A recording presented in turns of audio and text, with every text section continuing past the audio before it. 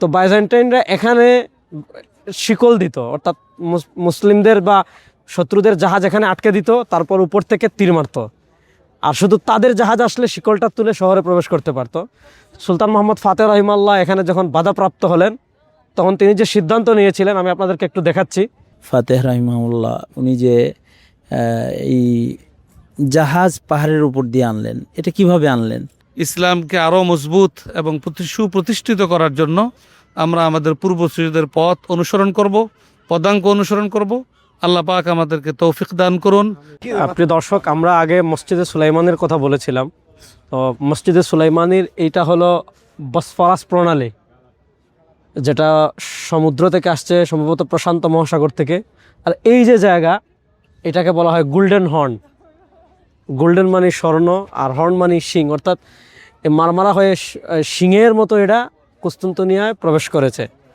আপনারা জানেন রাসূলুল্লাহ সাল্লাল্লাহু আলাইহি ওয়াসাল্লাম দুনিয়া থেকে বিদায় নেওয়ার আগে উম্মাকে কুস্তুনতুনিয়া বিজয়ের সুসংবাদ দিয়েছিলেন। মুসনাদে আহমদের বর্ণনা আসছে, রাসূলুল্লাহ সাল্লাল্লাহু আলাইহি ওয়াসাল্লাম বলেছেন, লাতুফতাহান্নাল কুস্তুনতুনিয়া, কুস্তুনতুনিয়া বিজিত হবে, ফালা নি'মাল আমিরু আমিরুহা ওয়ালা নি'মাল জাইশু জাইশুহা।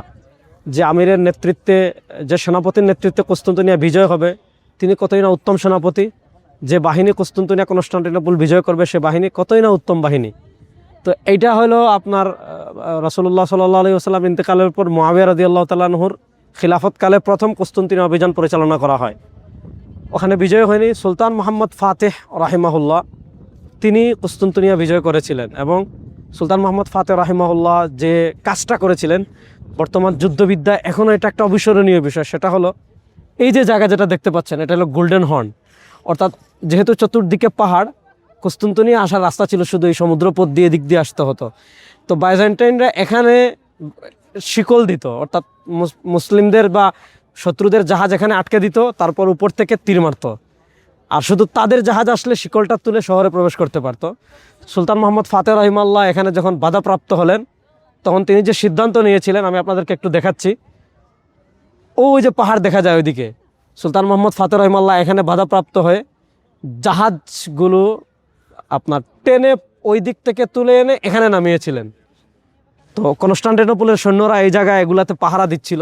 তারা শুধু দেখছে যে পাহাড়ের উপর দিয়ে রাত্রে আলো নড়াচড়া করে, কিন্তু তারা বুঝতে পারে নাই যে এখানে কি হচ্ছে, যে মুসলিমরা কি করছে, টেনে নিয়ে আসছে। সুলতান মোহাম্মদ ফাতেহ রহিমাল্লাহ যখন সন্ধ্যায় কাজ শুরু করেন, বলেছিলেন আগামীকাল জোহর আমরা আয়া সোফিয়ায় পড়বো ইনশাআল্লাহ।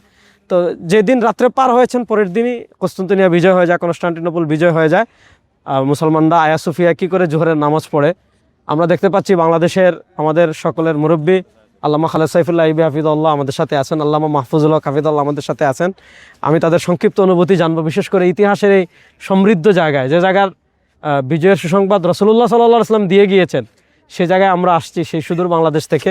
আমি প্রথমে সুলতানুল ওয়াইজিন মাওলানা খালেদ সাইফুল্লাহ ইবি হাফিদুল্লাহ সংক্ষিপ্ত অনুভূতি শুনবো, তারপর আল্লামা মাহফুজুল হক হাফিদুল্লাহ সংক্ষিপ্ত অনুভূতি শুনবো ইনশাআল্লাহ। আসসালামু আলাইকুম ওয়া রাহমাতুল্লাহি ওয়া বারাকাতুহু। আমরা এই মুহূর্তে যেখানে দাঁড়িয়ে আছি, এটা ঐতিহাসিক একটি জায়গা।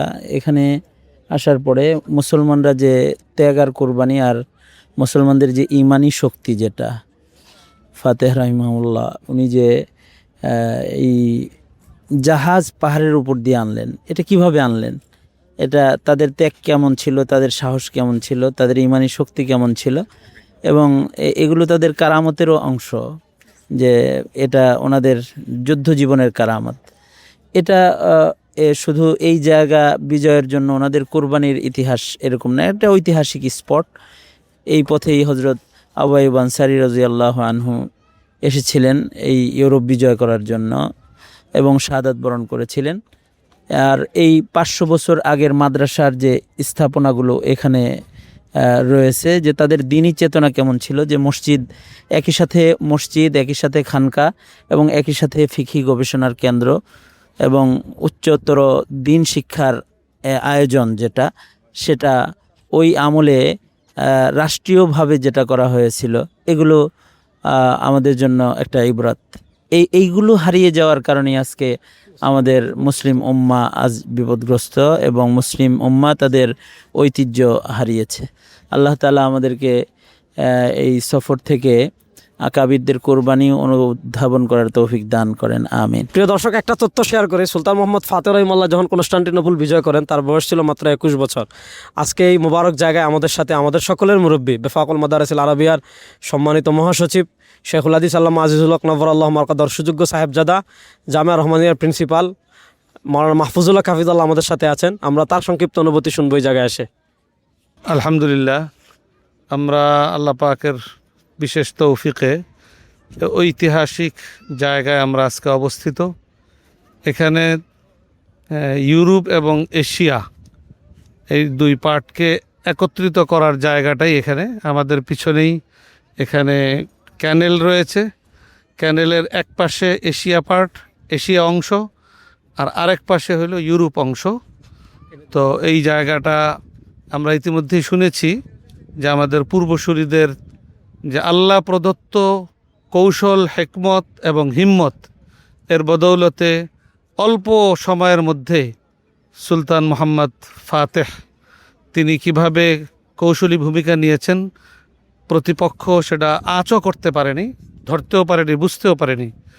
তো এটা হয়েছে আসলে তারা আল্লাহর উপরে অগাধ আস্থা এবং বিশ্বাস এবং আল্লাহর রহমত এবং নুসরত তাদের সামিলে হাল হওয়ার জন্য তাদের যেই ত্যাগ এবং আল্লাহমুখিতা প্রয়োজন ছিল সেটা তাদের মধ্যে পরিপূর্ণরূপে ছিল। আজকেও যদি আমরা বিশ্ব পরিস্থিতিকে আবার মুসলমানদের অনুকূলে আনতে চাই এবং মুসলমানদের আল্লাহ প্রদত্ত সে আধিপত্য যদি আমরা গোটা বিশ্বব্যাপী আমরা আবার প্রতিষ্ঠিত করতে চাই, আমাদের পূর্বসূরিদের সেই পথ অনুসরণ করার কোনো বিকল্প নেই। অতএব আমরা আজকের এই 500 বছর পূর্বের এই স্মৃতির সামনে দাঁড়িয়ে আমরা আমাদের এই বাংলাদেশের অল্প কয়েকজন নগণ্য মানুষ আমরা আল্লাহ পাকের কাছে এই সংকল্পবদ্ধ হই যে এই গোটা বিশ্বের আবার ইসলামকে বিজয়ী করার জন্য, ইসলামকে আরও মজবুত এবং সুপ্রতিষ্ঠিত করার জন্য আমরা আমাদের পূর্বসূরিদের পথ অনুসরণ করব, পদাঙ্ক অনুসরণ করব। আল্লাহ পাক আমাদেরকে তৌফিক দান করুন। আমাদের এই সফরকে আমাদের আগামী দিনে আরও সুন্দর মতো ভূমিকা রাখার ক্ষেত্রে একটা শিক্ষণীয় সফর হিসেবে আল্লাহ তাআলা কবুল করুন।